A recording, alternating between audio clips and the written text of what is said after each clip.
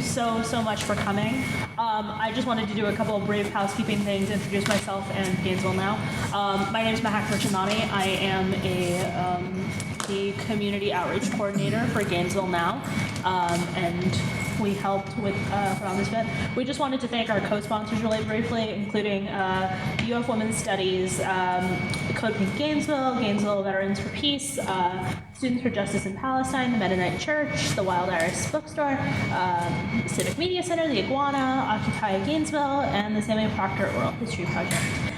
Thank you guys so much, and I'm just going to toss it over to Jackie to introduce our speaker.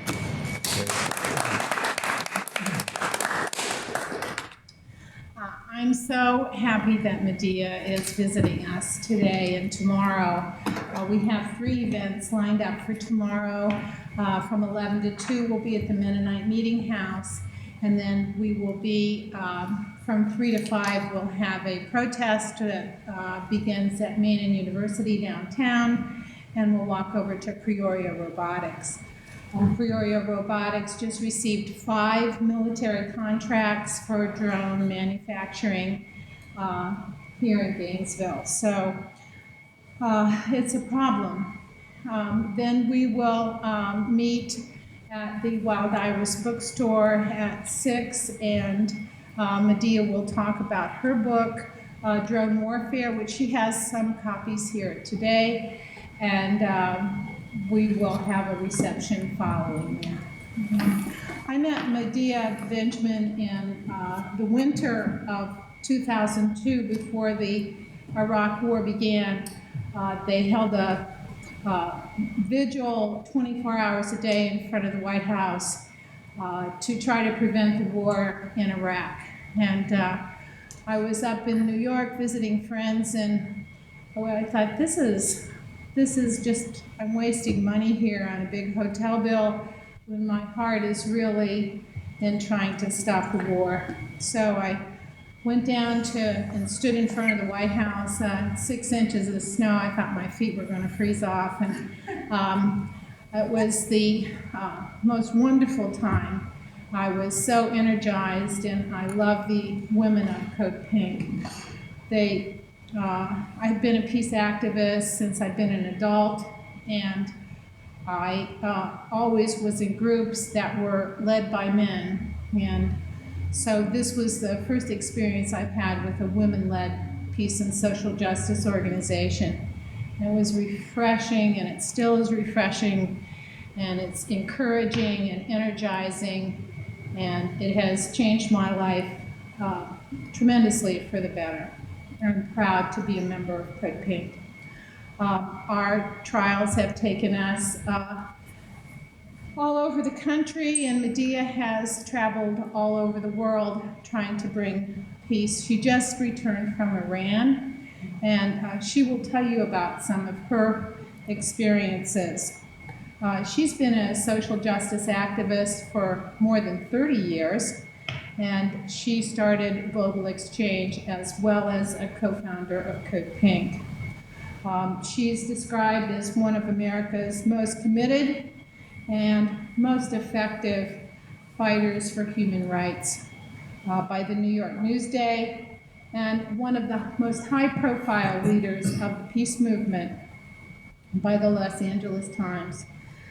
She was nominated as one of the 1,000 exemplary women from 140 countries and was nominated to receive a Nobel Peace Prize on behalf of millions of women who do the essential work for peace worldwide.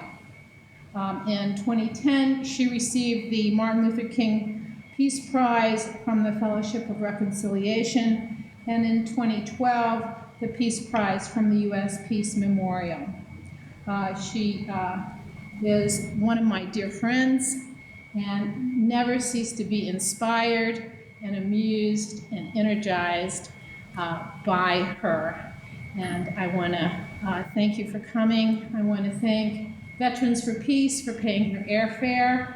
I want to thank Mahek for her ongoing help, and the Women of Now and the Women's Studies, Occupy Gainesville, and all of you who came out and supported the Samuel Proctor Oral History has been, I couldn't have done it without you, Sheila.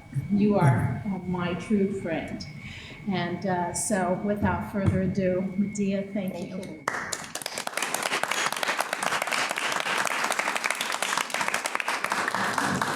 So since we have a small group, I think rather than a long lecture, I'll just give you a little bit of background, maybe a couple of examples of some of the things that we've done that have a particular women's focus to them, and then open it up for discussion. Does that make sense?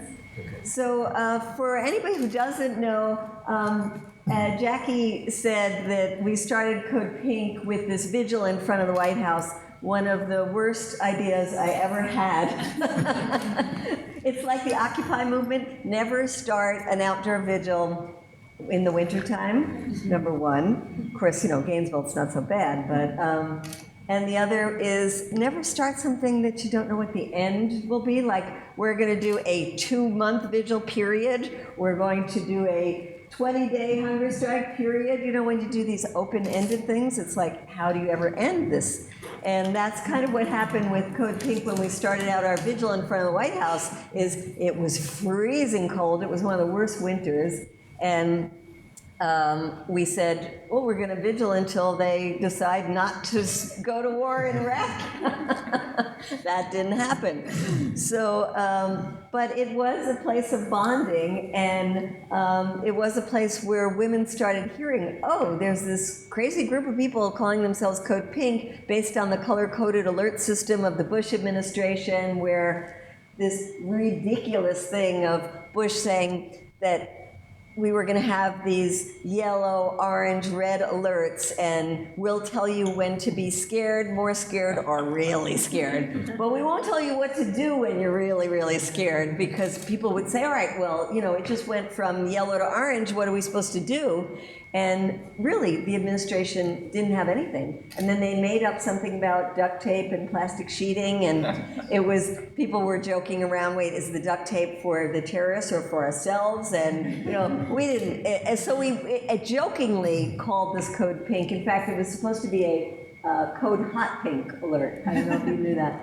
But, because we thought Code Pink sounds so, you know, girly, and Code Hot Pink sounds like, you know, exciting. Except we looked it up and the URL was taken by a porn group, so we were just plain old Code Pink. And so we were very naive, but we were also very passionate about the issue, and that was because we thought if we mobilized people, we could stop our government from an invasion of a country that had nothing to do with 9/11. But we also thought, maybe we should go see and meet with the women of the country that we're supposed to be invading. And I am trying to, I guess it doesn't matter. Oh, you want someone to go over there? It doesn't matter. Will that be So, easy to find me? yeah, no, it's fine. Okay. So a group of us got together and said, let's go to Iraq.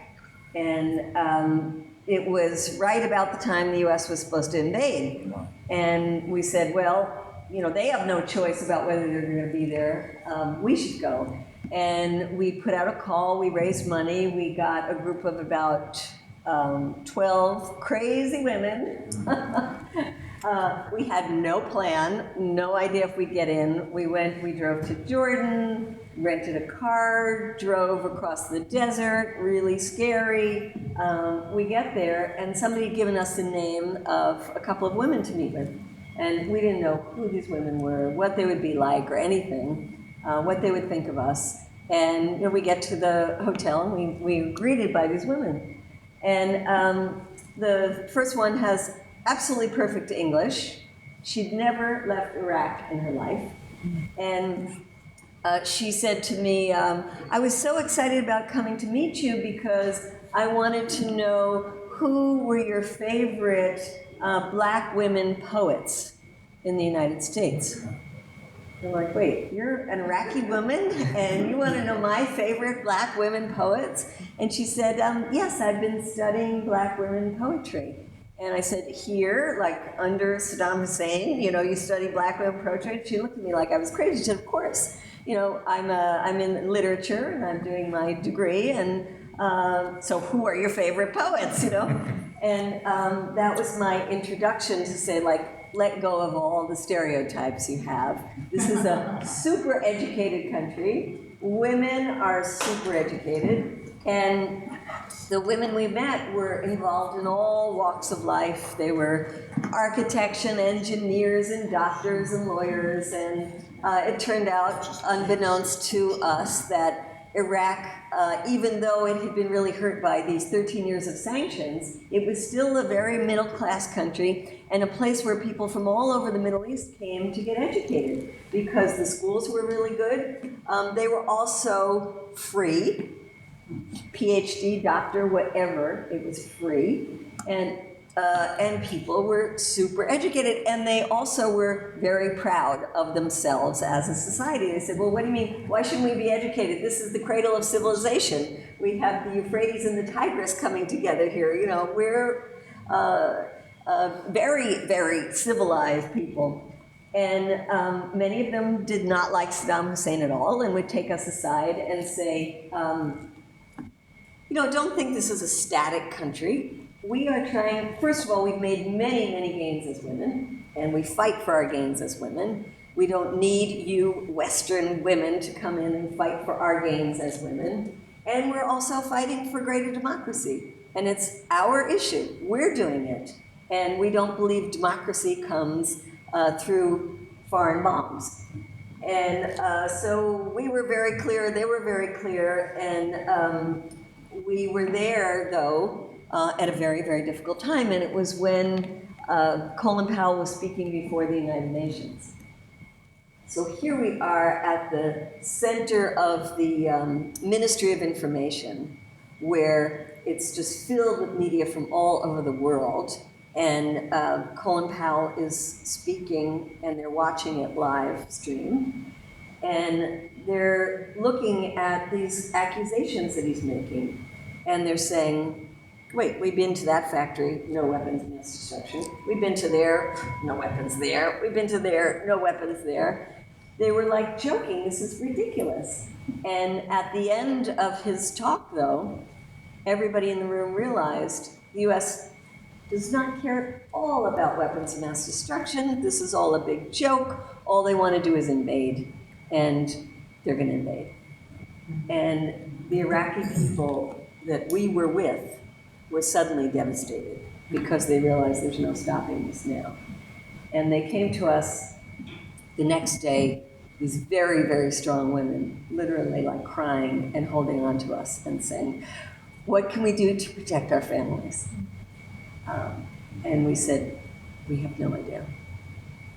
And it left us with this terrible sense of responsibility, terrible sense of shame before the US even started.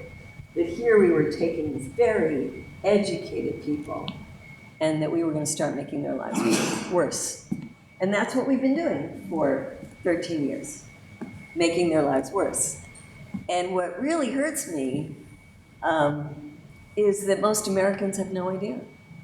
Most Americans have no idea what we have done to Iraq, how much we have hurt the women of Iraq, who have seen a lot of the gains that they made for centuries being eroded.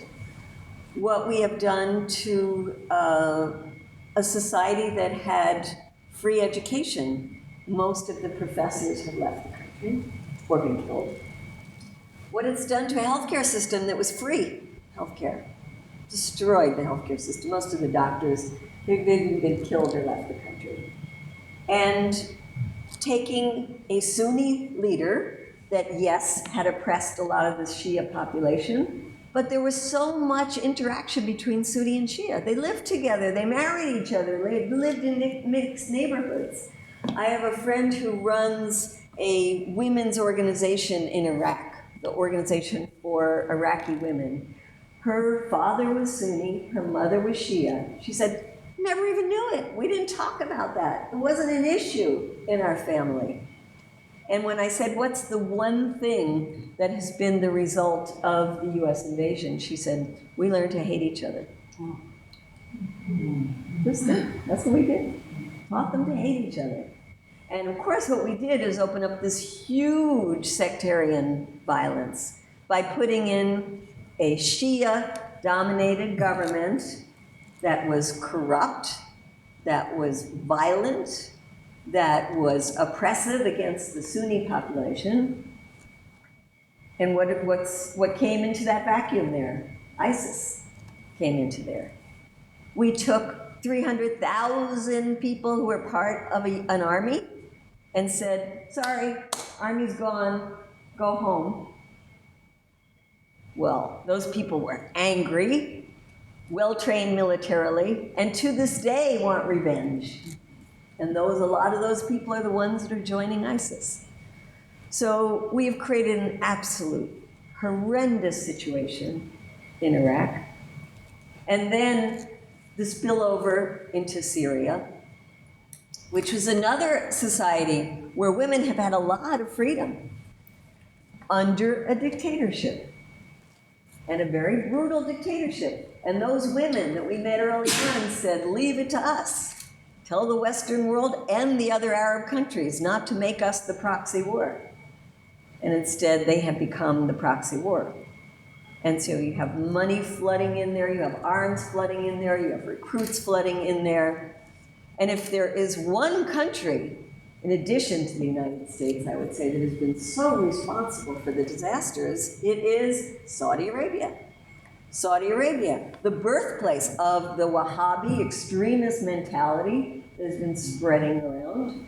Of course, the majority of the hijackers on 9/11 coming from Saudi Arabia, the majority of the money that's been flowing to extremists coming from Saudi Arabia, and the weapons sold from the United States to Saudi Arabia and then going into the Middle East. And then, of course, there's the Israeli situation that makes it so much more difficult for the United States to play any kind of positive role, even after we've messed things up so badly.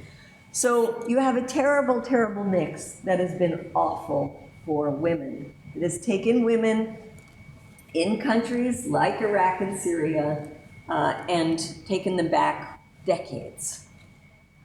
So I just look at what we have done in the Middle East and to think 13 years we have really helped to destroy very ancient societies. And when Bush left office and Obama came in, we thought that things were going to change, or many people thought things were going to change.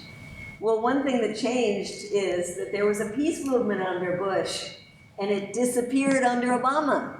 So you had same policies basically being carried out, but you had no base. The base just withered away.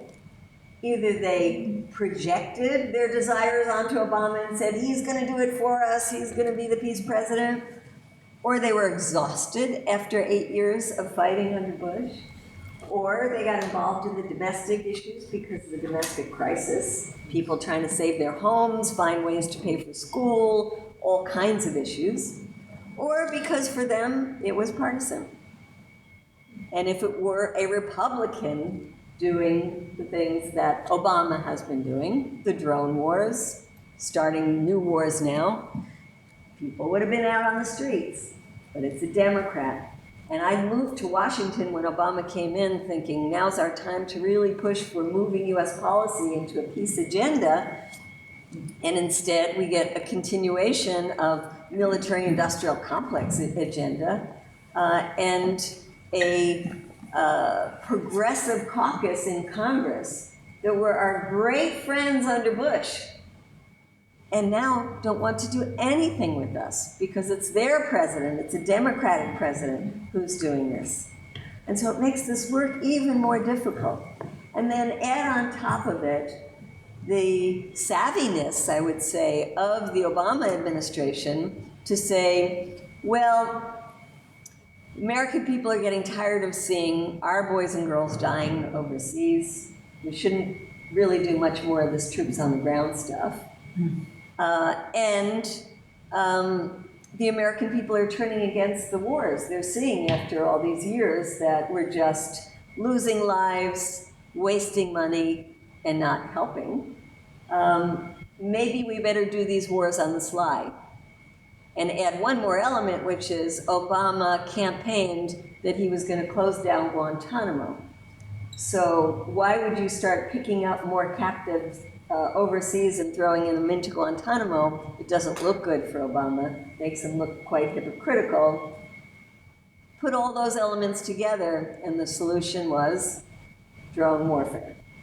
Do it on the sly, do it as a covert program, have the CIA and the most covert parts of the US military, the Joint Special Operations Command, be the one in charge. Don't tell the American people what we're doing. Lie to the American people when anybody asks about it. Say drones, what drones? And if you have to say anything, say that no civilians are being killed, which is what John Brennan, who was in charge of the program, said. No civilians are being killed. So I started researching the drone issue because I saw how this was sort of the perfect technology that allowed the wars to continue by other means. And wrote the book, which I hope some of you will be interested in getting a copy of, because it really is important. It's not just about the technology, it's about the mentality, and how do you keep war going when people don't want you to be doing it anymore. And what kind, how we're exporting this around the world. But to fast forward to today, I think we're in a situation where we have to rebuild this movement almost from nothing again to start it out. And it has to be a movement that's built in different ways. It can't be attached to a political party. It's not about Democrats or Republicans. It's got to be independent of political parties. It doesn't matter who's in the White House when it comes to this issue. It's got to be a movement that has young people in it, because you can't have a very dynamic peace movement if it's led by and mainly populated by people who got involved around Vietnam. And I put myself in that category because that's how I got involved.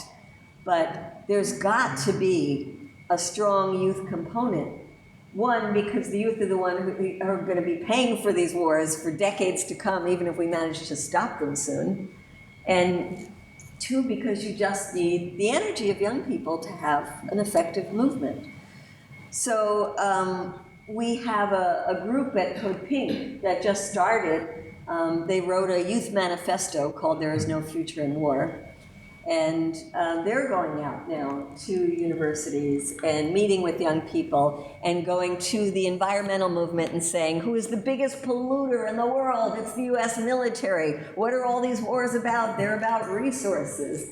They're going to the groups that work on issues of money in campaigns and how it's polluting our democracy, and saying if you continue to have so much money in our electoral system, you will continue to have a perpetual state of war, because the military contractors and the weapons manufacturers are a major part of that corrupt system of giving the money to the politicians and then wanting the politicians to continue to give the money to the Pentagon that gives the money out to them, and so on and so on.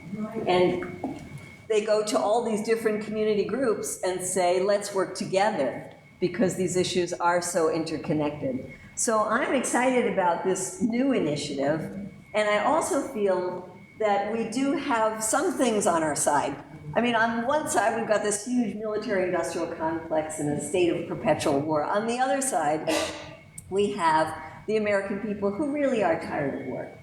I mean, they are temporarily supporting a bombing of Iraq and Syria. And I say temporarily because I'm absolutely convinced that as they start to see that there's no end to this either, and that it's counterproductive, we can talk about why, they're going to start changing their minds about this. But I also see that we have managed to do some pretty amazing things just in the last year. For example, around the drones. We have forced the government to start talking about the drone program, to admit they are killing innocent people, to tell us that they now are going to use them more carefully to try not to kill so many innocent people. And we are changing public opinion, which has dropped about 25 percentage points in the last 2 years in terms of people who at once were over 80% saying, yeah, go ahead and use these drones to kill terror suspects, meaning people who never were accused of anything, had a trial, were convicted of anything. More and more Americans are starting to say, wait a minute, I'm not sure that sounds really democratic. And we also are stopping some of the proliferation of drones because we've created a global movement with very strong ties in the different countries in Europe, strong ties in places we're using the drones, like in Pakistan and Yemen. And as this movement, we're trying to bring these issues before the United Nations, get a ban at the United Nations for the use of what's called autonomous drones, drones that have their own like preset, go out and kill people. And we are also making people more aware about the plans afoot to use drones domestically by FBI, police forces, Border Patrol already using them, but when the airspace opens up to drones domestically, it's supposed to happen next year, unless we stop it, there's going to be a flood of drones being used in our own communities against us. And 2 more examples I wanted to give, which I think are positive ones. One is about Iran. Jackie mentioned that I was just in Iran, and part of my going there was to see how from the Iran side, the negotiations are going around the nuclear talks. And first, to put it in context, Israel has been pushing for the US to either go in and bomb Iran's nuclear facilities or to give the green light for Israel to go ahead and bomb. The strongest US foreign lobby group, AIPAC, has been pushing for the same thing. In the meantime, there has been quite an effective grassroots campaign to push for diplomacy. And so far, the diplomacy end is winning out. There should be, the next deadline is November 24th, when this round of negotiations is supposed to end. Either there will be no deal, which will be terrible, there'll be a deal, or there'll be an extension.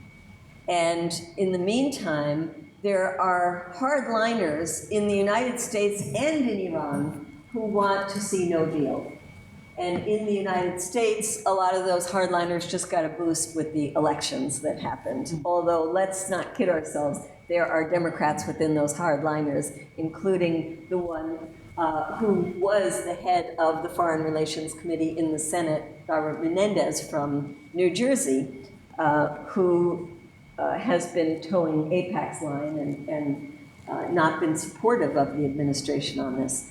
But we have managed to overcome the strong pressures from AIPAC and let the negotiations take their course. And it will be very important to keep that pressure going because of the deadlines coming up. But it's a positive example of having influenced foreign policy in a good way. And the last example I want to give is that it was about 1.5 years ago now where Obama drew his red line and said we were going to go in to bomb Syria, not around an ISIS group that we didn't know about at that time, but we were going to do it to overthrow the Syrian government.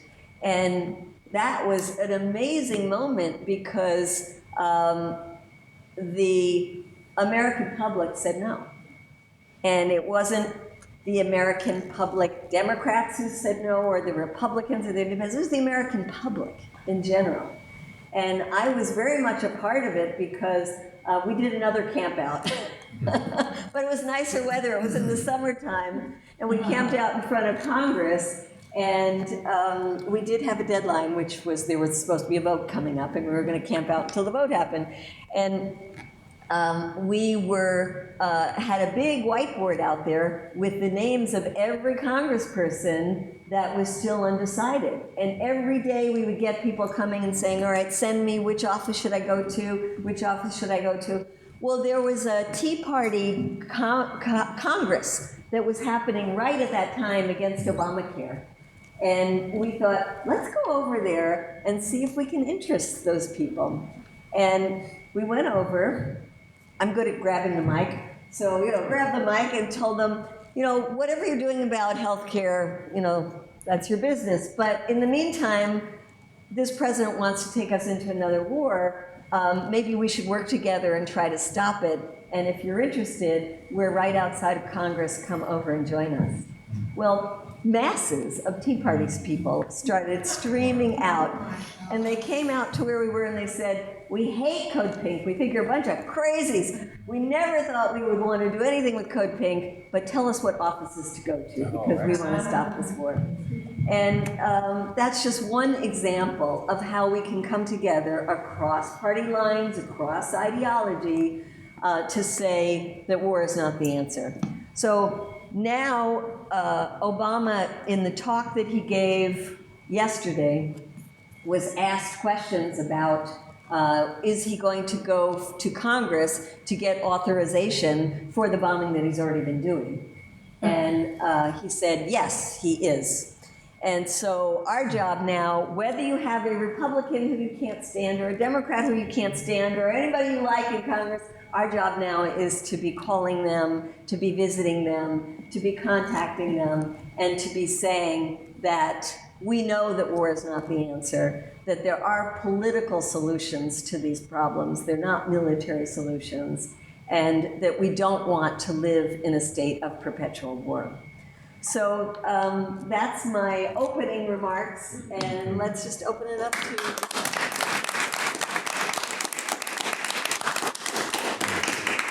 Yeah. I was opposed to the war in Iraq. I also eventually was opposed to the war in Afghanistan. However, ISIS has been a little bit different. They've been publicly beheading people. They've been taking over entire cities. Is war a solution in your mind ever? And if so, what would the proper conditions be for that to happen for the United States? Well, in this, I'm not speaking as Code Pink because I'll speak as an individual, which is to say I'm not a pacifist. I think there are times, I certainly think that people have to defend themselves like they're doing in Kobani right now. The Kurds are being massacred, they need to defend themselves. But I look at what the U.S. has done for the last 13 years, and I see that U.S. military intervention in the Middle East does not work. And so my position is that there are already plenty of arms in the region, that as soon as we add more weapons into the mix, those weapons are going to get in the hands of the fiercest fighters who happen to be either ISIS or the Al-Qaeda affiliated groups, like Jabhat al-Nusra. And that what Joe Biden said when he had to turn around and apologize is actually true, that our biggest problem is our allies. Turkey is a huge, huge problem in this. Where do you think the trucks that take oil, that are taking oil that ISIS is selling overseas are going through? They're going into Turkey. Where do you think the recruits that are going to join ISIS are going in from? They're coming in from Turkey.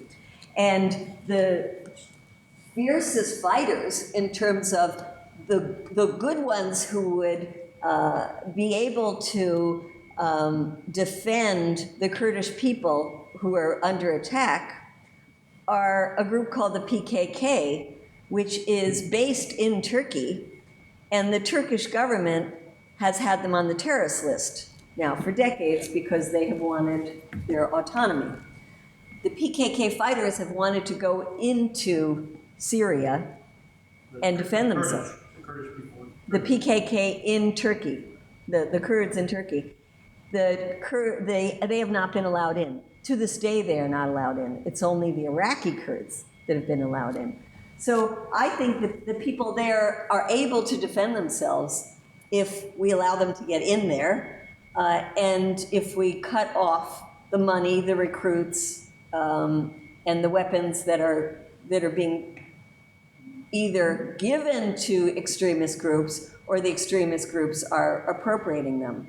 I also want to mention, since women's empowerment was part of this, is that I went to Geneva when the first talks were happening between the Syrian government and the rebels. And we brought women from all over the world who have been living in conflict zones and have lived through hell and wanted to give their suggestions. But most importantly is we worked with 40 Syrian women who, some of them were pro-Assad, some of them were anti-Assad, but they all realized that there needed to be a truce. They recognized also that with the fighting between the, quote, moderates and the Syrian government was opening the way for the extremists to come in there. And that's why they thought a truce was necessary. And so we were there lobbying the UN and our own government, John Kerry, to let the women be part of the negotiations. We were saying, how are you going to get a peaceful solution if the only ones at the table are the men with the guns? The women who have been risking their lives trying to get humanitarian aid in, the women who are part of civil society, they need to be at the table, and we were totally pushed aside. The women were not allowed to be part of that. So there needs to be a new round of negotiations. There has to be a truce between Assad and the rebels so that they can stop fighting each other and focus on ISIS. And for that, we need some peacemakers at that table as well. So those are some of the political things that could happen. Does that make sense to you?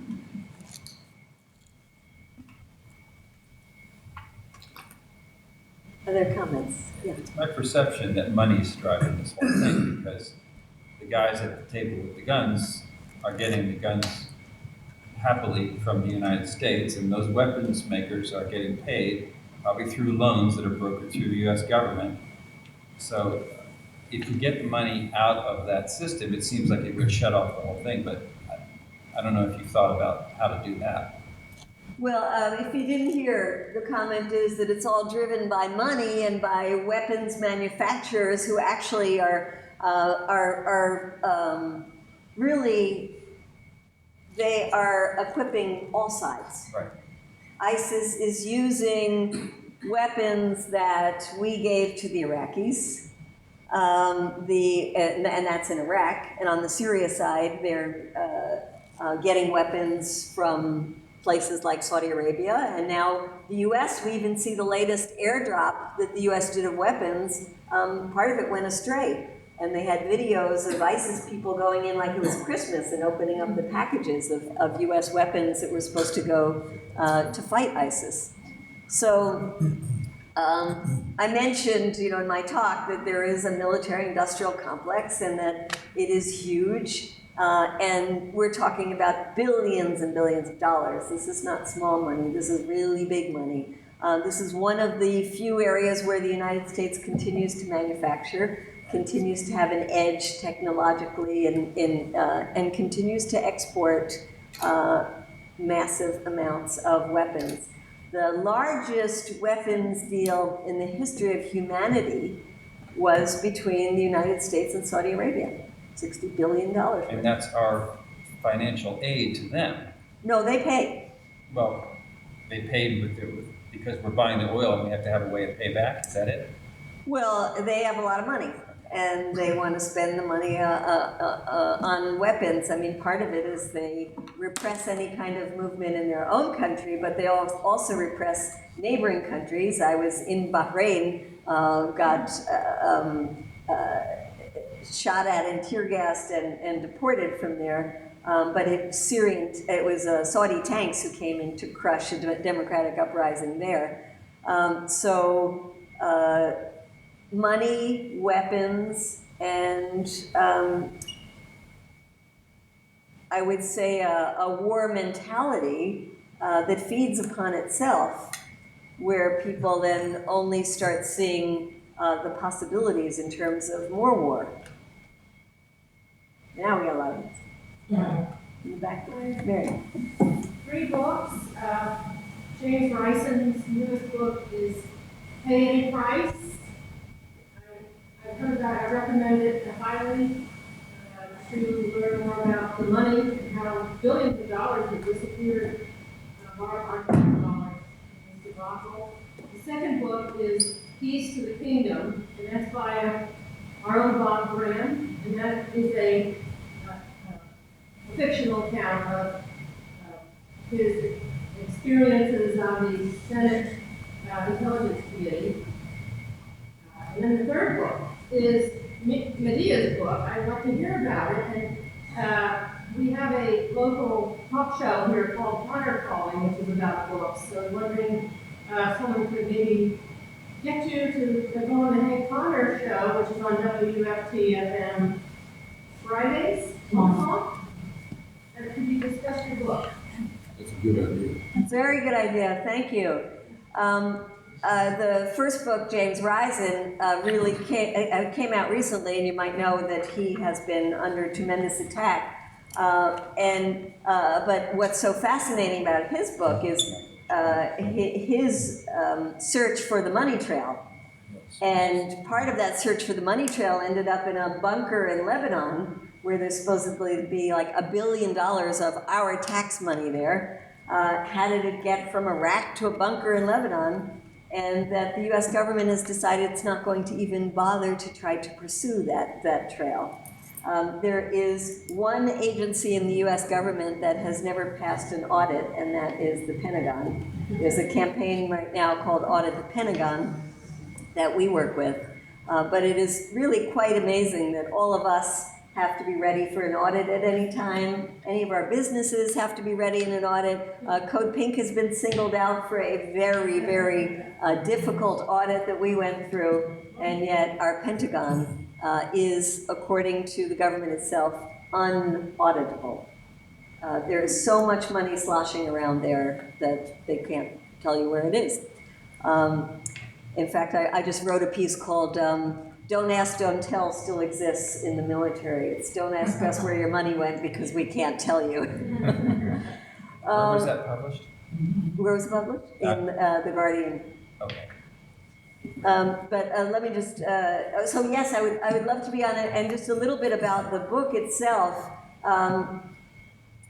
There are now a number of books that are starting to come out about drones, but mine was like the first one that came out that really looked into the way that the administration decided to use drones, what it has, the impact it's had on the places where we're using them, because I actually went to Pakistan, went to Yemen, went to Afghanistan, and also about the effects that it has on the pilots themselves, the legal issues, the moral issues, and best of all, what you can do, which is the last 2 chapters, because I really believe that, for me, writing is about getting people educated so that you then can give them ideas of what they can do, because we want to change these things.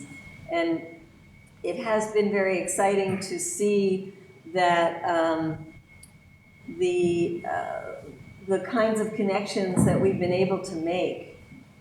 We brought victims of US drone strikes to US Congress, never been there before. And we had people from, in one session from Yemen, and in another session from Pakistan, to actually testify and say that this is a weapon of terror, that it's a weapon of collective punishment. Imagine if you lived in a village where you saw something up in the sky all the time and it was buzzing around, and that buzzing was like in your head constantly, you couldn't get rid of it, and you always thought it was about to kill you. And that is called collective punishment. And in front of Congress to say, why do you use a weapon of terror against us in your war on terror? And to explain that every time they drop a Hellfire missile and kill somebody, they are creating 10, 20, 100 new Al-Qaeda recruits, Taliban recruits, now you could say ISIS recruits, and we are killing people. We are creating more enemies faster than we can kill them. As was in Dirty Wars. Yeah. So, and I would love to follow up with your suggestion on the radio show. I find it so frustrating that issues such as peace or environmental health, which are collective goods, become just party politics. So how in Code Pink do you find ways to work across Democratic Republican divide without wanting peace becoming just a Democrat issue and something that Republicans can't get on board with? Well, we always look for people in the Republican Party who will take on these issues. We were criticized by a number of people when Rand Paul was doing his filibuster about drones, and we went to his office the next day with candies and flowers and a card from us saying, "Thank you, thank you, thank you," and put it out on the internet, and people were saying, Code Pink, I thought it was a feminist group, and here they are thanking Rand Paul, blah, blah, blah. And we say, hey, we will thank anybody who comes out and tells the American people that it is not a democratic policy to go assassinating people around the world without any kind of due process. And we seek out people like the Southern Republican Walter Jones, who was for the Iraq War until he started seeing all the soldiers from his state coming home in coffins, and decided after going to every single family who had lost a child in that war that he had had enough and turned against it. And we love him for it. And sometimes they don't want the love from Code Pink because it doesn't play very well at home. But we go to their offices, we thank them constantly. And then, of course, for a bill to go anywhere in Congress, you need bipartisan support. So all of the efforts that we have by the most progressive members of Congress, whether it's Alan Grayson from Florida or Barbara Lee from Oakland, they have to get Republicans for it to even be considered that it might have any chance of going anywhere in Congress. So I also think that we probably have our greatest wrath against the Democrats, who should be better, than we do against the Republicans, who we know they're hawks. So we have gone and done sit-ins in the offices of Elizabeth Warren. Here she is, wonderful on all kinds of economic issues. I mean, you want to just hug and kiss her for what she does around the banks and student debt and really critical issues about the US economy. And then she goes and says when Israel is massacring people in Gaza, she goes along and says that it's in Israel's self-defense. And so we went into her office the day after she said that, and we got people in her district to do the same thing. And we put on black shrouds and white death masks and made styrofoam rubble and went into her office and dumped all the rubble in there and got down there and started wailing and crying and naming the names of all the children who'd be killed, and said we wouldn't stop until we spoke to her or her top policy person. And after about a half an hour of the wailing, they finally brought someone in. And we have been on her case ever since, and she did the next vote that happened, at least she abstained from it, which is one positive. Wow. She's on the AIPAC donor list. Well, everybody's on the every AIPAC donor list. Yeah. It's horrible, yeah. Everybody. You talked about rebuilding the peace movement, especially going from Bush to Obama. A lot of liberals just stopped caring about peace. Can you speak? I saw the Code Pink YouTube video where you confronted Hillary Clinton after her Iraq War vote. Can you speak, because she'll likely be our next president, can you speak to how that might affect the peace movement, Hillary Clinton? It's going to be as devastating to the peace movement as the election of the first Black American was. The first woman is going to be as bad in that people aren't going to want to stand up against the first woman president. It's going to be another historic moment, and especially for us as a women's group, it's going to be hard to find the allies. I mean, we are very happy to be sponsored by NOW, and I must say that NOW during the Bush years was fantastic on the national level. The president of NOW was out with us in the freezing cold vigil that we had. They signed on to everything, but when Obama came in, they got very quiet and didn't come out to anything anymore that we were organizing. And if Hillary becomes president, forget it. You know, they're just not going to be there. So it's a good question, and unfortunately, we know the answer. She's going to be a hawk. She's going to be terrible, and it's going to be really hard to build a movement with her in office. Even Bernie Sanders voted the same way on that Israel thing, I think. Bernie Sanders said, you know, show me a senator that is good on the issue of Palestinian rights. There isn't one. I don't even think they want to talk about it on MSNBC. No, yeah.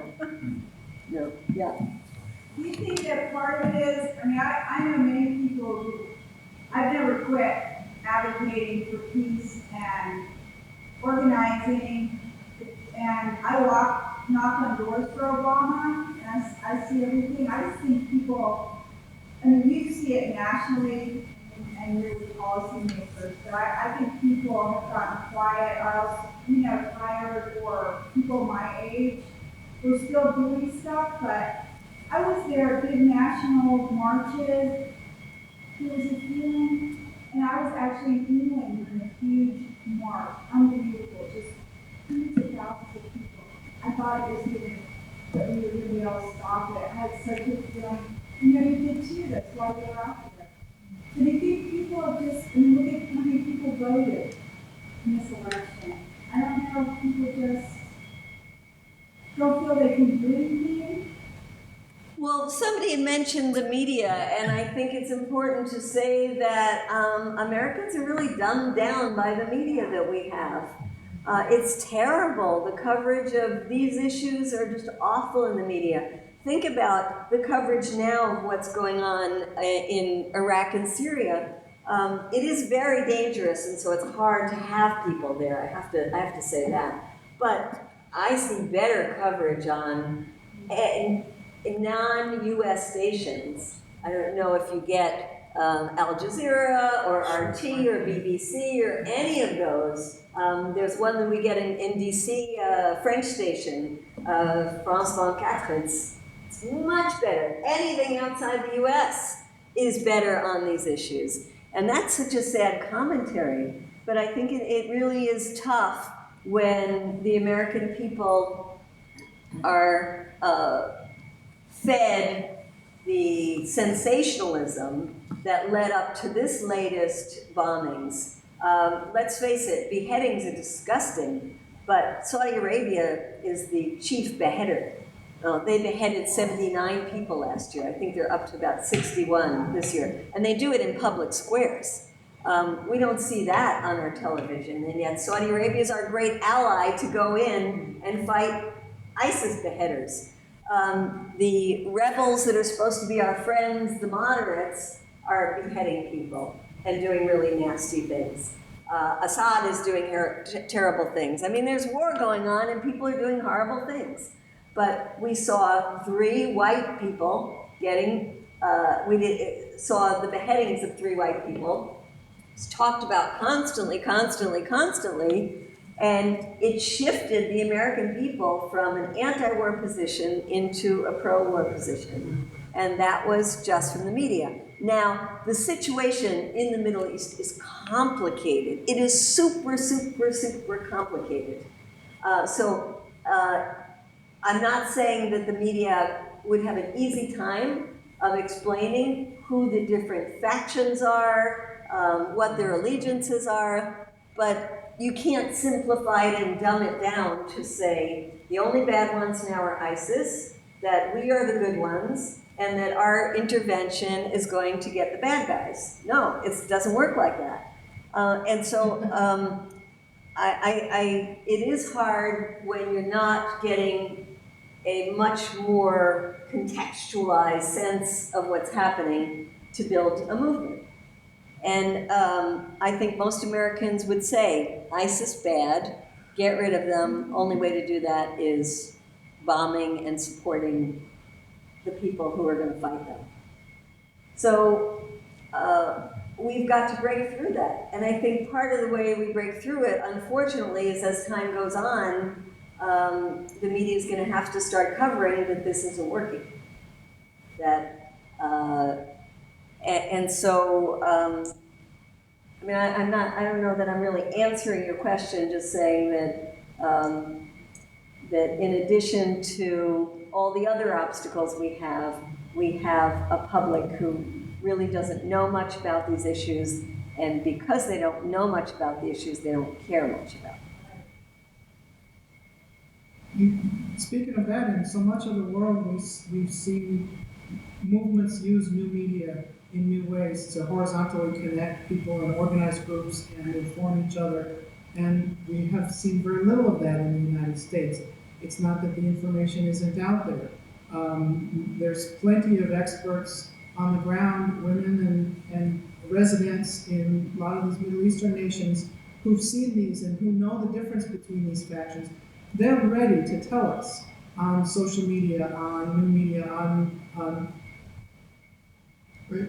in their own more horizontal ways, and yet we're glued to CNN instead. We're glued to big media networks and a few concentrated sources of information here in the States, and we're having a hard time weaning ourselves, maybe not necessarily as individuals, but as a collective here in the United States, from sources of information. We're not interested in hearing from the people who know most directly very often. And can you speak to how to address that here? Well, you're so right. There is a lot of information. And if you just go on Twitter and you have your Twitter feed on ISIS, you will see all kinds of information that it can link you to that include people on the ground who are posting videos, people on the ground who are writing, and there's a richness there, but it takes time. It takes effort. It takes wanting to do it. And how do you get to that stage?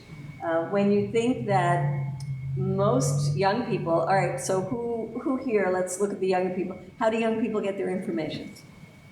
I would say on their social networks that they connect to online, so they sort of find the things that they find online communities, and then they share their information that way. So how would you get information about the war in Iraq and Syria? I think probably connecting to others that are more informed, and so they find the information from different medias, and then they start disseminating it on more social network areas. So you sort of like latch on to people that are really knowledgeable about it and kind of learn. But then you have to, how do you find people who are interested in these issues or get them interested? You've got to build your own networks, and that takes time and effort. So once again, it goes back to the whole people have to be engaged and interested in being involved to get the more broad information that they're not getting otherwise. Did you want to add to this conversation? Oh yeah, I was gonna say like what you said. There are like so many other news outlets, mostly not here, that you can connect with like online, like you said, like social media. Like if you just follow or like something. You constantly have like a flow of news, like on your phone or whatever, and like you're always on our phone. So I mean, I don't think it's not difficult at all to stay informed, but like you said, you have to want to, you have to be interested, and you also have to be able to think critically and not just be fed information. Yeah. I think the problem is, though, it's not that there's not a lot of news outlets out there, but I think there's a tendency in the U.S. to have tunnel vision and only go to the ones that kind of reproduce the ideas you already have in place. So I know very hardline Republicans who go to a variety of sources, but they all just confirm their pre-held beliefs, and I know Democrats who do the same thing. So I think there's a tendency for people to just not be willing to open up and look at other perspectives and just find things that reproduce their beliefs, even if it's outside of the US, or even if it's getting a native informant who confirms their beliefs and things like that. Motivated reasoning. Did you, yeah? Two things. Have the Guardian to be a super way to source their news. What is that? Oh, the Guardian, yeah. The Guardian. What I really wanted to say was, your talk about building alliances with other people of similar concerns. Something about this Congress that we have now, both the House and the Senate have gone Republican. Something to be aware of is this thing called the Paul Ryan budget. Paul Ryan is a representative from Wisconsin, and he wants to throw all this money at the military and cut things like Medicare, Social Security, and Medicaid. So that's something to be aware of. And I don't know what's going to happen, but it might just wake up the sleeping giant called the American people. So I mean, I did say something about looking for strange bedfellows, and I mentioned the Tea Party. Well, last week I saw a talk that was being given at the Koch brothers Institute, and it was on foreign policy, and it was a talk by, the title of it was called Restraint in U.S. Foreign Policy. I said, yeah, I'm going. So I went there, and it was packed, and it was 98% white, a lot of young people, mostly male, and the speaker was wonderful. It was really wonderful.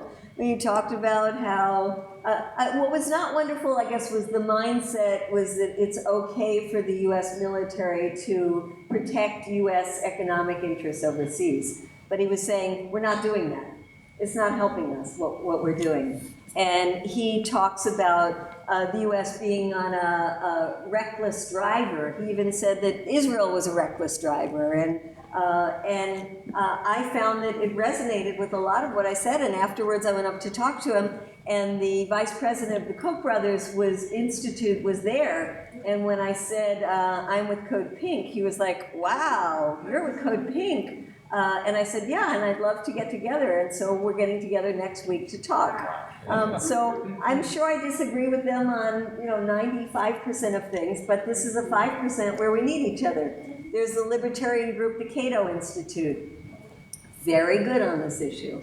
And we've been trying to work with them. I got a message from a woman the other day who is a pilot and is just getting out of the military, and she'd read my drones book. And she said, I would like to talk to you. She said, I'm not a Democrat, I'm not a Republican. She said, basically, I'm an anarchist. And I'm getting out of the US military because it doesn't quite jive. And I would like to work with you and help create these alliances. So if you think, we got the anarchists, we got the libertarians, we got the progressives who might call themselves Democrats, but they don't go with the military-industrial complex line. And then you got some Tea Party people. You could get together a significant percentage of people. And that's where I think that we have to go. Because if a lot of the Democrats are going to be focused on how do we get Democrats back in power and get Hillary Clinton to be the next president, they might not be our best allies in trying to stop war. So maybe we have a couple of other... I was just saying, it sounds like the key for this is to be very issue specific and not say, okay, you've also got to be on board with me about abortion, about this and this, and just say we're going to focus on this and leave it right there. That's right. And if you look at some of the coalitions that have been coming together on specific issues, they're much more effective because you put your other issues aside, you focus on the one issue. If you're successful on an issue, the coalition falls apart. It's done. You've done your thing. And I think that's the way to go. I don't know if any of you saw one of Ralph Nader's new book. It's called Unstoppable. And it's about building these left-right coalitions. And he organized a day-long conference pairing people up with unlikely people. And one of the people was Grover Norquist. And Grover and I had a good time together. And we did a selfie together. And what we talked about as an issue we'd like to work on together was auditing the Pentagon. So we are working together on that issue. So I think maybe we should wrap up on that note, which is to say that we can have lots of different beliefs about lots of issues, and we can be parts of lots of different coalitions, because you're not going to have the same coalition to stop the XL pipeline as you are to stop US wars. And you're not going to have the same coalition to try to get fair treatment for immigrants as you're going to have to get money out of politics. I mean, they're all different overlapping, but they're different coalitions. And I think that when we try to build these coalitions, we look for the broadest tent that we can find. And in this issue, I found, for example, I went to Tea Party conferences and did surveys almost as an excuse to go up and talk to people. How do you feel if you want small government? How do you feel about all the money that's going into the military? You know, if you want this. And the only area that I found that we didn't agree on was about Israel. Because even though they wanted to cut foreign aid, money to Egypt, get rid of that, money to Afghanistan, get rid of that, bring the troops home, cut the government down, when it came to Israel, they said, give them whatever, they should get that money. And when it probed them a little more, it started to get into this sort of Christian Zionist kind of ideology. Bringing Jesus and, back. Yeah. And it really had very little to do with... War with no religion. Huh? I can conquer with religion. That, you know, I'm convinced that state wouldn't even be there for oil in the region. Israel, I don't even think Israel will be there for oil in the region. They started pushing out about the same time, the late 1800s, that they discovered all the oil, you know, located. I think it's just part of the long-range plan, and I don't think our rulers would care about religion. It's all just use it to divide and conquer on that. Well, and my point is to say that then, you know, we found that was not an area that we could work with them on, but we can work with them on these other areas. So we find our friends where we can, but the last thing I do want to say is that those are short-term coalitions. That in build lasting coalitions, you really have to have the same kind of moral center as the groups that you're working with. And for that, I think when you look towards one more issue that we didn't talk about is the war at home, and the way that the military-industrial complex is trying to look for a market for their goods right here in our communities, and using our government to do that with the Department of Defense 1033 program, giving billions of dollars worth of military equipment to the police, the Justice Department giving billions of dollars to the police departments, and the Homeland Security having its own program. So those three huge government organizations actually making our communities less safe by putting that kind of grenade launchers and tanks and assault weapons into the hands of police and turning us into the enemies. I think in that area, we can build very heart-centered coalitions with the communities who have been most affected by that. And let's face it, they are Black and brown communities. And Ferguson opened people's eyes to what is happening on a daily basis in many communities around this country. And that is something that we have to build on. And one thing that Code Pink is doing is bringing women to Washington, D.C. next month who have lost their children to police violence. And we will be taking them to the Justice Department, hopefully into the White House, certainly into the halls of Congress, to try to get some justice for their particular cases, but more importantly is these larger policy kinds of changes we have to see. And so when I think in terms of the type of long-term alliances we want to make, the type of communities that we want to be in solidarity with, it's really the communities who are victims of the war at home.